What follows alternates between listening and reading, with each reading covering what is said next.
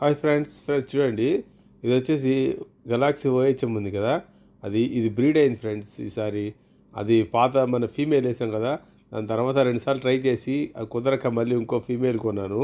ఆ ఫీమేల్తో ఇది బ్రీడ్ అయింది. చూడండి వాటి పిల్లలు ఇవి. ఇది మనం జూమ్లో చేసే ఈ సైజులో ఉన్నాయి. అప్పుడు ఆలోచించిన అవి ఎంత చిన్నవిగా ఉన్నాయో ఫ్రెండ్స్. ఇది ఎగ్లెక్ చేసిందని కన్ఫామ్ అయ్యాక నేను ఫీమేల్ తీసేసాను. ఫీమేల్ ఏమాత్రం డ్యామేజ్ లేదు, చాలా బాగుంది.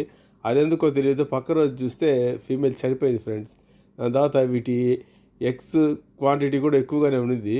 హ్యాచ్ అయ్యాక పిల్లలు కూడా చూశాను, దాని తర్వాత పిల్లల క్వాంటిటీ కూడా తగ్గుతున్నట్టు అనిపించి నాకు డౌట్ వచ్చి మెయిల్స్ని కూడా సపరేట్ చేశాను ఫ్రెండ్స్. చూడండి, ఇవైతే యాక్టివ్గా ఉన్నాయి. మనకి కొన్ని పిల్లలే వచ్చింది.